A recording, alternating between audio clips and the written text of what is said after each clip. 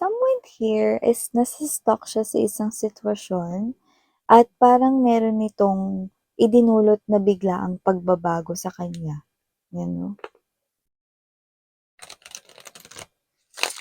Something to do with mystery, something to do with magic, but I'm not picking up love spell, ha. I'm not also picking up kolam also, but more likely, parang this person right here is someone na hindi naniniwala sa magic or sa mystery or whatever, no? But I do pick up na parang there's something here that happened. And I think part of the changes na kung hindi ka man naniniwala sa magic noon, possible na naniniwala ka na ngayon sa magic. Magic, actually not magic, mystery or mysterious, something na hindi may explain ng someone ordinary. Okay? So, let's see, na para malinaw. Okay? Yeah. Okay, let us see.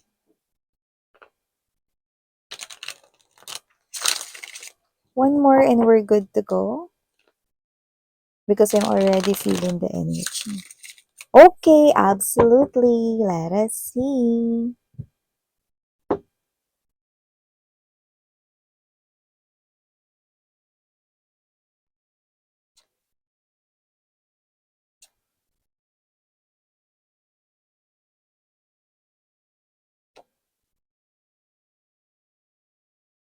Oh, I see.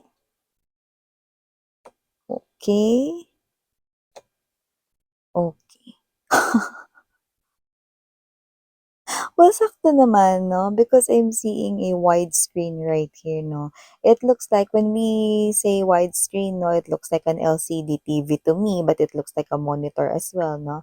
So, alam naman natin na makabago na ngayon ng technology. So, ito ay posibleng sa cellphone, no? Sa mobile phone, pwede rin naman sa tablet, sa laptop, sa desktop computer, or ano pang ibang mga social media platforms. But I think it has something to do with social media. Seven of Cups energy. I can explain to you, no, kung ano yung nakukuha ko dito. But definitely, there's emotions involved, no? There's emotions involved. Okay? Yeah, I know, I know. Hierophant, no? With the two of coins energy. Oh! Ang bigat nun, ha? Four of Wands energy. Temperance and the Nine of Coins energy. So, hi and hello there, collective. My name is Yan. Welcome, new viewers. Sana mag-stay din kayo together with me pabalik-balik ng mga subscribers. And yes, sa akin mga pabalik-balik ng mga tambayers, thank you sa inyong walang sawang love and support sa akin. And yun nga mga mahal, no? Kung hindi nyo pa nalalaman, mayroon pa po tayong other channel. Link is inilagay ko sa description box ng video nito. So, if interesado ka na tumambay dyan and you haven't tried na tumambay dyan, then pwede kang tumambay dyan. So yun, i-click lamang ang link na yan para ma-redirect na kayo dun sa ating other channel, no? Na ang pangalan ay Dalnim, no? Goddess of the Moon in Korean yan, mga babes, no? So, meron tayong ina-upload na daily collective readings din doon. Araw-araw yun, no? So, no matter what your zodiac sign is, okay? You're free to hear the messages, but just take only what resonates. And wala tayong gender, so babae, lalaki, LGBT, everybody welcome. Pwede ring i-switch at pagpalit-palitin yung roles dahil possible talagang magkapalit-palit yung roles dahil ito ay general reading. And at the end of the day, everybody, you have your free will with you na free nyo rin pong gamitin anytime, anywhere. So nakikita ko dito mga babes, no, with the High Priestess right here, Knight of Wands, no? And we also have here this, Two of Pentacles, Hierophant energy, no? Ano ba yan, Miss Yan, no? Alam ninyo, malinaw na kung sino man tong energy na to, no? This person here is watching you. Okay? Watching you right here, no? Pero, saan ka nga ba niya pinanonood, no? Well, no, nakita natin ng isang widescreen. So, it looks like this person here is, nakikita niya rito ng malinaw, no? Like, puwedeng literal niya rito 'no na na nakikita or nalalaman 'no yung tungkol sa inyo. 'No? So, ano bang ibig mo sabihin diyan, Miss Yan? With the High Priestess energy, I think this is your ex right here, 'no, na posibleng pinaglaruan ang inyo rito na feelings and emotions. Puwede rin na may ginawa rito na kabalastugan when it comes to love, puwedeng ng babae, ng lalaki na dahil nakataas yung brief niya diyan. Yan 'no, hindi yan brief mga babes 'no, handkerchief 'no or panyo. So it looks like this person here is someone 'no, na hindi siya stick to one. Puwedeng ang dahilan kung bakit uminit ang ulo ninyo sa kanya noon at kung bakit rito nagkaroon ng separasyon dahil posibleng meron siya ritong mga iba't ibang kinakausap, samut-saring mga chat heads ang lumalabas 'no. Puwedeng marami siyang kausap 'no, na babae, maraming kausap na lalaki or if not marami 'no, this person here is may kausap na iba 'no. But this person here knows you very well. Kasi lumalabas dito na alam niya na mahilig kang manood ng mga tarot or energy readings 'no. And this ex of yours hindi siya naniniwala diyan. Eh, pinapabayaan ka lang niya rito 'no, na panoorin 'yan 'no, pero at the back of his or her mind before, noon ha, sa tuwing nakikita ka niyang panoorin 'yan 'no, sa kanyang thoughts mga babes 'no, ganito siya na parang, "Ba't ba siya naniniwala diyan? Ba't ba naniniwala si collective diyan? Ano-ano lang naman 'yan, 'di naman 'yan totoo, haka-haka lang naman 'yan." Ganyan, mga gano'n 'no. So in short, this person right here, puwedeng sinasabi niya sa inyo ng harapan na hindi siya naniniwala sa mga tarot readings no, or energy readings or all about the universe, no, divine timing, perfect timing, angels, guides, no. So, pwedeng sinasabi niya sa inyo ng diretsyo na hindi siya naniniwala doon. Pero pwede rin naman na hindi niya sinasabi ito ng diretsyo sa inyo, no, pero iniisip niya rito na bakit ba kayo nanonood niyan, hindi naman yan totoo, no? Pwedeng nasa thoughts lang niya yon no, at hindi naman niya sinabi. Pero sa iba, sinabi niya sa inyo yon. Okay, so malinaw tayo dun 'no? So nakita ko dito mga babes 'no, na gayunpaman, okey, kahit hindi siya dun naniniwala or, whatever, yan ang nagiging sandalan niya ngayon. I'm seeing a couch 'no. 'Pag nasa couch ka nakaupo ano, alam mo yung meron pa rin yun na parang comfortable feeling, 'di ba? So, ito ngayon yung nagbibigay ng comfort sa kanya 'no. Paano nangyari yun Miss yan, hindi naman niya pinaniniwalaan yun, paanong nagbibigay sa kanya ng comfort ngayon? Kung maaalala ninyo kakabanggit ko lang ng separasyon. So, meaning to say nagkaroon ng disconnection sa inyo at posibleng malaki ang chance na hindi kayo nag-uusap ngayon. Pero itong tao na 'to with the Eight of Wands energy right here, Seven of Swords to the Page of Swords, no? And with the wide screen na nakita natin, no, this person right here, okay, nakakakuha at nakakangalap siya rito ng balita about you through tarot or energy reading. See? Kinain niya rin lahat ng sinabi niya rito. Yung dating sinasabihan kayo rito na ba't kayo naniniwala diyan, para kayong baliw, or para kayong ganito, ganyan, 'no? So, now, eto ngayon yung nasasandalan niya. Eto ngayon yung, nagbibigay ng comfort sa kanya, 'no? So, itong tao na 'to mga babes 'no, is someone here 'no, na na with the Seven of Cups energy, Hierophant, whoever this energy is, nagkaroon kayo diyan ng magandang samahan before.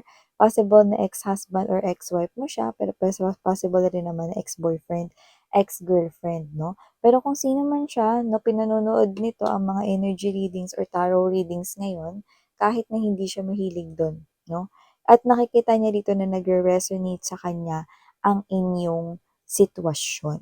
Kaya nakikita ko dito that with the Ten of Wands energy, Page of Swords, 'no, yung panonood niya ng mga energy and tarot readings 'no, ay nagbibigay ng kagaanan ng kanyang loob 'no, sa inyong sitwasyon 'no. Parang meron siya ritong sinasabi niya sa'kin na na may natitira ka pang love daw para sa kanya, 'yan 'no, or parang hindi ka pa talaga as in nakaka-move on sa kanya masarap 'yun sa pakiramdam.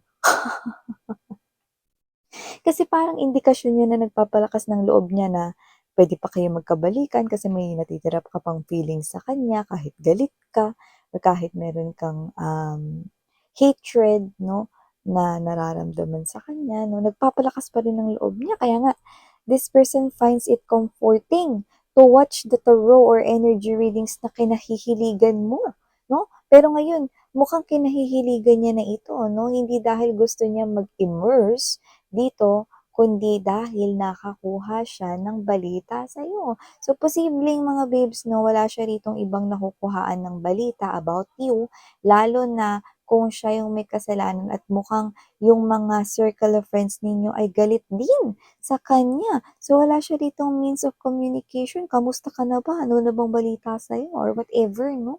Walang ganun. But this person finds the tarot or the energy readings, no, amazing na ngayon. Kasi, parang siya ito, no, na nakaka-resonate, 'di ba? So, nakita ko dito mga babes, no, na ngayon, okay, maaring a lot of you is still moving on from this person, still hurt, no? At kahit parang baliw siya rito na happy siya about dun, kasi nga indikasyon yun na mahal mo pa siya. So, parang gusto niyang, gamitin yun 'no, upang bigyan ng kanyang sarili ng pag-asa dito na muli pa kayo magkabalikan because of that love 'no, remaining love mo para sa kanya. And with the Two of Pentacles right here 'no, and there's this Nine of Swords and there's this Five of Cups, magbabago na yun ngayon 'no, kasi ang hindi niya nalalaman dito mga babes 'no, ay kahit na may natitira pa kayong pagmamahal sa kanya, alam niyo kaya kayo may natitirang love sa kanya?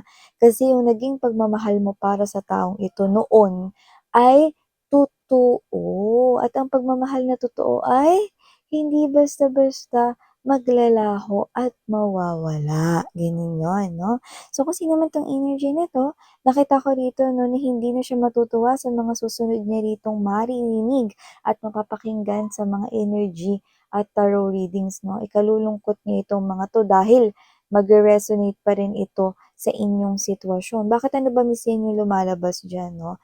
Lalabas kasi sa mga susunod na mga mapapanood niyong tarot or energy readings 'no, Four of Wands energy, Temperance, and there's this Pentacles. Ano mo kasi yung Temperance 'no, para tumabi siya sa Four of Wands 'no, is a strong indication na posibleng malaman niya at makabalita siya sa mga tarot or energy readings na, ayan 'no, hindi na kayo available.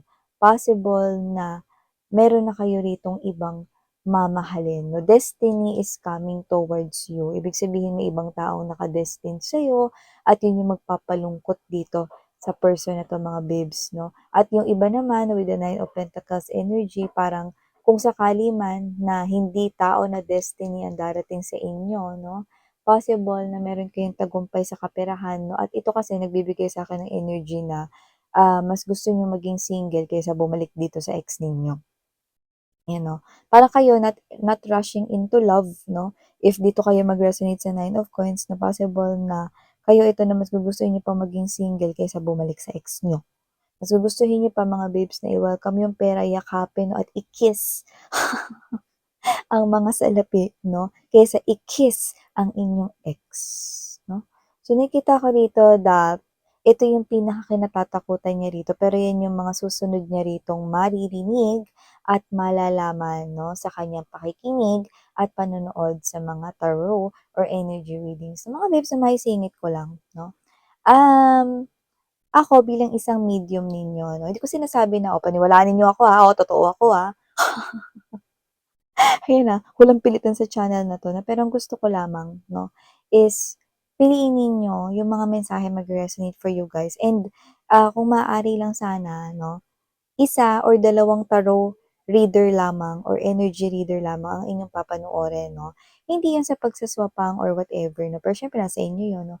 Kaya ko kayo ini-encourage na isa lang sana or dalawa lang sana yung inyo ditong susundan na energy reader. It is because para hindi kalat yung energy ninyo. Kasi na the more na dumadami yung pinakikinggan ninyong mga energy readers, mas lalong kumakalat yung energies ninyo. Okay? Kapag isa o dalawa lang ang inyong sinusundan na energy reader, mas intact at mas compact ang inyo ritong enerhiya, no? Kaya mas mataas ang chance na mas makaresonate kayo more doon sa reader at yung mga readings niya mga susunod ay parang kayo na talaga yung kinakausap. It will more resonate sa inyong situation. Okay? But hindi naman ako namimilit dito at hindi ko rin sinasabi na sa'kin kayo rito manood lang 'no. Gusto kong maintindihan ninyo 'no, na gano'n 'yun. Okay, okay ba tayo dun mga mahal 'no? So dito nakikita ko that with the High Priestess energy, Knight of Wands, so this person here who played tricks with you in the past, who lied to you, yun, nagsinungaling ito sa inyo. Nakita ko rito nagsinungaling ito sa inyo 'no? So kung sino man 'tong energy na 'to baka tinitimbang niya with the Two of Cups energy right here 'no, I mean the Two of Coins 'no, and na-mention ko yung Two of Cups, so tinitingnan niya siguro dito kung possible pang manumbalik 'no, ang inyong matamis na pagmamahalan, 'yan 'no. Kasi kailangan ko ang isang tulad mo. Yun, oh. Kung ano man yun, ano ba yun? Narinig ko kasi ngayon lang 'no. So, kailangan niya kasi yung itulad mo. So, meaning to say looking forward siya rito 'no, na gumawa ng paraan siguro na i-pursue ka rito pabalik 'no. Pero siyempre dahil wala nga siyang balita at hindi siya rito binibigyan ng balita ng mga taong nakapaligid sa inyo, dahil posibleng galit din ito sa kanya 'no, dito na lang siya nakikinig sa mga tarot or energy readings 'no. At sa kapapanonood niya ito 'no at nagre-resonate sa kanya 'no, mula dun sa point na hindi niya ito pinaniniwalaan noon, ngayon ay pinaniniwalaan niya na ito 'no. Kasi parang siya yung kinakausap, 'yan 'no. Actually hindi nga parang, siya talaga yung kinakausap. Kaya ito 'no, ito yung kinatatakutan niya at ikalulungkot niya sa future. Ang A, makita ka rito na ikinakasal na sa iba at masaya sa piling ng iba dahil destiny kasi ito. So it looks like someone here is coming to you at yung iba baka dumating na yung destiny ninyo. At yung iba naman, no, ay possible that with the Nine of Pentacles energy, no, kayo ito na magiging matagumpay kaysa kaperahan, no, at mas okay lang sa inyo na maging single kaysa naman bumalik sa piling nitong ex ninyo. Okay? This is the lover na nagsinungaling sa inyo. This is the lover na nag-involve sa inyo ng third party situation at malaki ang chance na marami tong kinakausap na mga girls or mga boys before. LGBTQs, of course, welcome din kayo mga sweethearts. Okay, so yata yung mga nakuha kong mensahe here for someone sneaking, no? Or nakikibalita sa inyo quietly like, shh, sa pamamagitan ng panonood ng mga energy or tarot readings. So, thank you. So, actually, kawawa naman siya, no? Dito na lang siya nakikibalita, no? Ay, go. Yan.